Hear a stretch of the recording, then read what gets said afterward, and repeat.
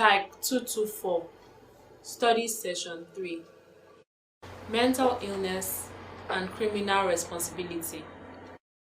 Introduction. In this study session, you will be exposed to the concept of crime, which is a type of deviance.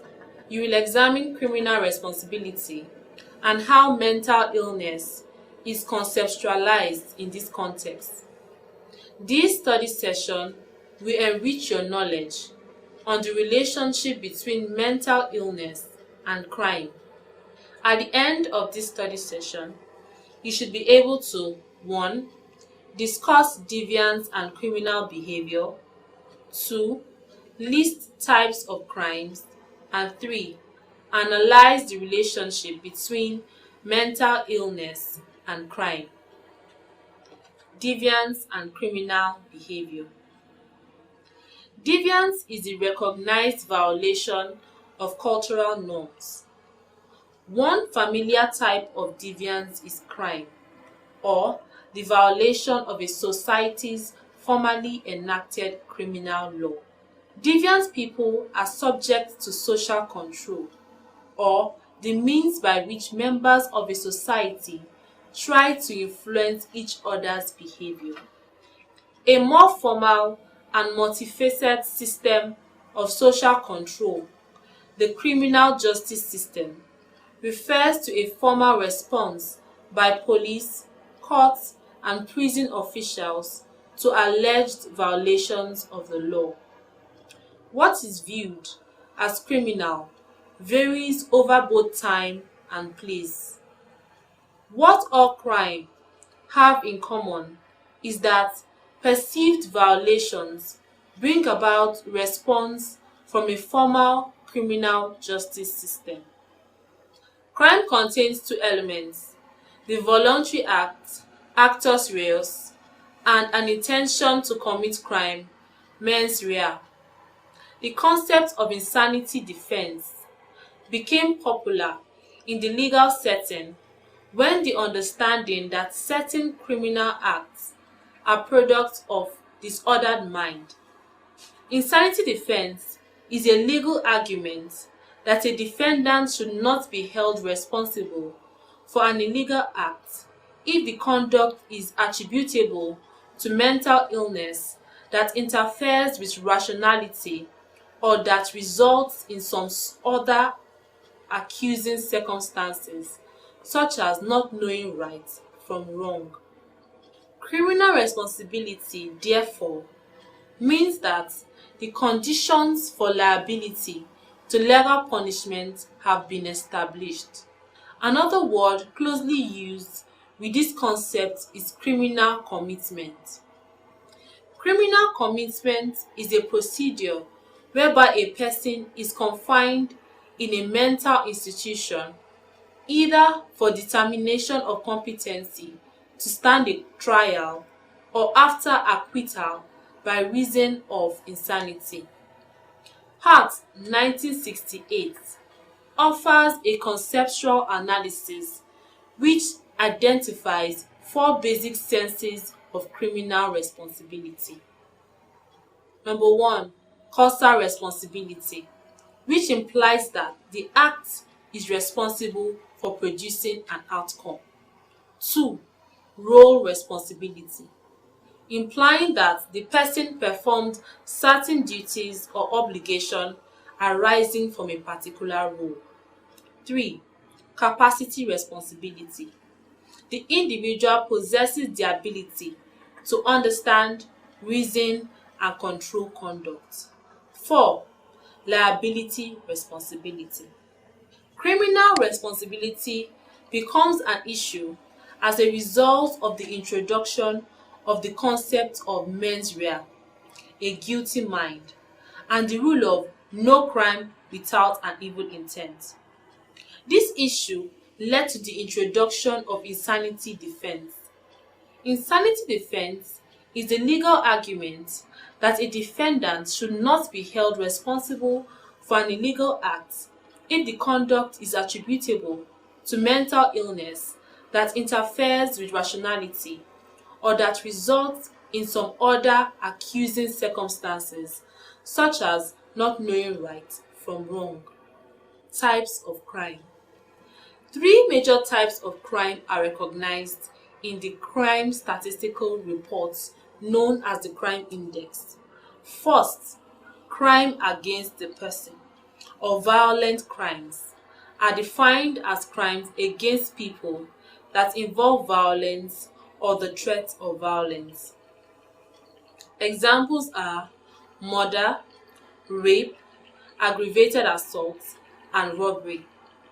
Second, crimes against property or property crimes are defined as crimes that involve theft of property belonging to others. Examples are burglary, larceny theft, auto theft, and arson. A third category, victimless crime, is defined as violations of law in which there is no readily apparent victim. Examples are gambling, prostitution, and the use of illegal drugs. A critical analysis of mental illness and crime responsibility. It is not uncommon to find individuals suffering from one psychological dysfunction or the other in the prisons rather among criminals. In the next study session, we will be discussing how mental illness could promote crime, but without the presence of intention to commit crime, which is mens rea. In some cases, individuals may be said to possess diminished responsibility. Diminished responsibility has been accepted in a range of cases, including depression, premenstrual tension, psychopathic personality, and psychosis. It does not necessarily lead to more lenient disposal, and only about a third of males found guilty of manslaughter under this act have received a hospital order. Dell and Smith, 1983. There has been a lot of controversy surrounding the issue of insanity defense. This implies a defense for diminished responsibility. That is, the one who has committed an offense does not possess an intention to commit crime. But one major reason why there has been continued controversy concerning this is the lack of attention to the question of why mental disorders should affect the individual's criminal responsibility. Some writers have argued that the presence of mental disease is enough to exculpate the person from criminal responsibility, since we do not blame people for getting a physical disease. Some others were of the opinion that disease may mitigate blame on the basis of sympathy and mercy, but it is not itself an excuse for action. There is in fact strong resistance to the idea that any form of mental disorder identified in the psychiatric classification is sufficient to exculpate. Notably, in this view is the notion that those with personality disorders should be held criminally responsible. The truth, however, is that offenders with mental illness should be subjected to the treatment rather than incarceration. Some reports have shown that most of the so-called motiveless crimes in which an individual attacks or kills someone for no apparent cause are sometimes committed by people who are later diagnosed as having paranoid schizophrenia. This incident is, however, not a common phenomenon. Case study. Mrs. A, living at Kajola area, on one sunny afternoon, called her neighbor that something was wrong. Neighbor found the only child, aged 8, dead. The police considered and later proved that the death was due to strangulation. The mother was arrested and charged with murder.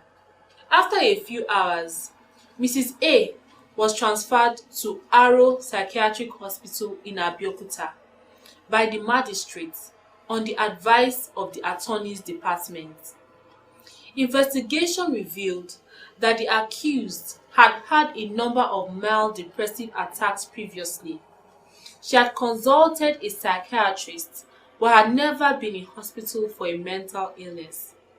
At the time of committal, she had been depressed yet again. Descriptively, there was no doubt that over a period of weeks she had shown reduced initiative and activity and had worried about the well-being of her family and her home. She had projected her doubt and hopelessness onto her child.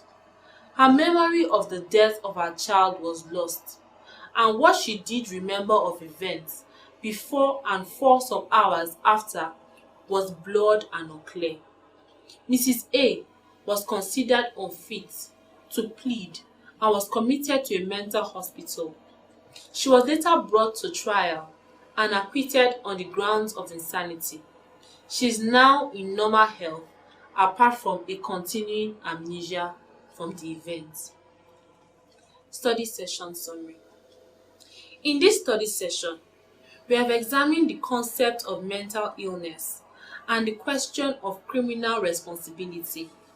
In the course of the study session, we discussed three major types of crime and also tried to establish a link between mental illness and criminal responsibility.